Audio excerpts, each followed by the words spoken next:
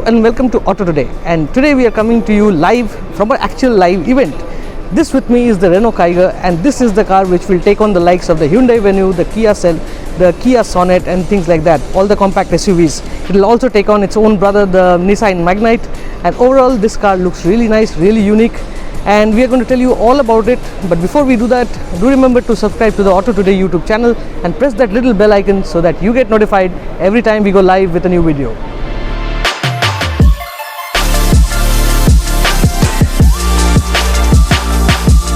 As we mentioned before, the Renault Kiger is going to be Renault's contender in the sub 4 meter SUV segment, and this means it's taking on its own brother, the Nissan Magnite and the Hyundai Venue and the Kia Sonet. And to fight out in that segment, it needs to be really sharp to look at, and I'm happy to report that the new Kiger looks really nice. Now up front it might resemble the Kwid, its smaller brother, but let me tell you that Renault has worked really hard to make this car look really nice. You can see a nice radiator grille up front, sleek daytime running lights. These also double up as indicators, and instead of the really big block panel of headlamps, it's a tri-LED. It looks really nice, and this whole black and color theme is really attractive to look at. Of course, there's going to be the big Renault badge in front, and that completes the front end. It's a nice sharp looking thing. And next, when we come on to the side, this is going to be really interesting because this is where the SUV appeal comes into the play. So 16-inch alloy wheels is there, and nice black cladding all around.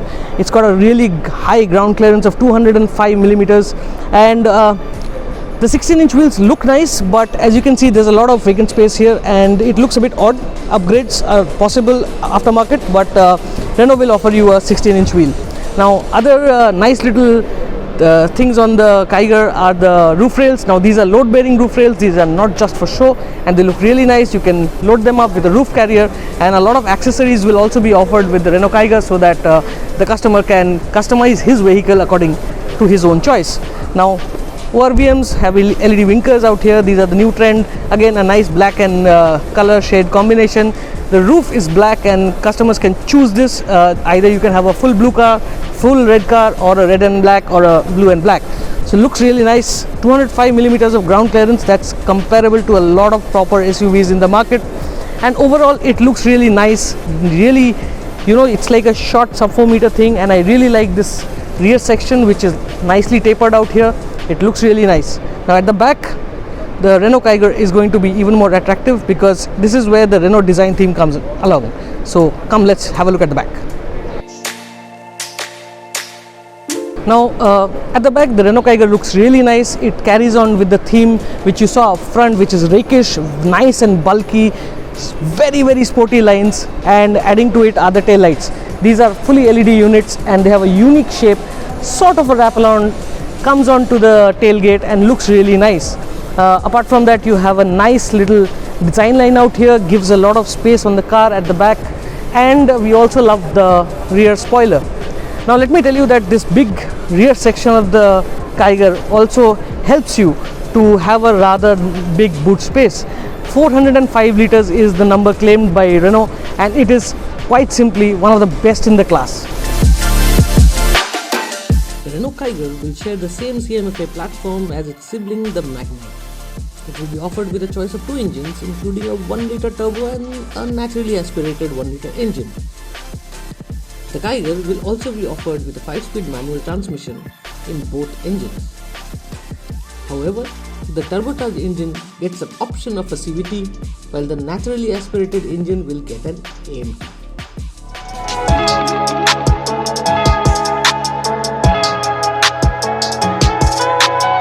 Now inside, the Kiger looks really unique because this is something which you see to a lot of Renault cars out here. The theme is to have a lot of space inside, and let me tell you that when I sat inside the car first, it feels spacious. Most importantly, you have a lot of headroom out here. It has a nice little dashboard up front, so the view is really nice, and what you cannot see from that angle is that you can see the bonnet over the dashboard, so that gives you a nice view up front of the road. Nice high seating position. Apart from that, you have a plethora of storage options which include a twin dashboard. One is up here and the other one is down below, like that, and it has a lot of space. 23 liters if I'm not mistaken. You also get a nice touchscreen infotainment system. It looks nice, easy to reach, and offers you all the bells and whistles. Nice little toggle switches here. This is something which we've seen in other Renault cars also, and they look really nice and function really well. Climate control system. Now this top of the line RXZ version also gets climate control, and these switches remind you of a few other Renault cars as well. Nice little tray out here to store your mobile phone, USB connectivity, and a start stop button. So this is really nice. The other thing which is really interesting about the Kiger is the drive modes. Now what Renault have done is given you drive modes out here. You have Eco and Sport, and this should mean that the Kiger should be fun to drive when you put it on Sport mode. Now the instrument panel is an all digital affair. It looks really nice and offers a very nice rich aura to the car.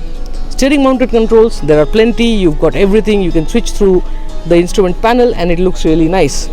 Now at first look, the only thing which I think could have been done better is the quality of plastics used on the dash.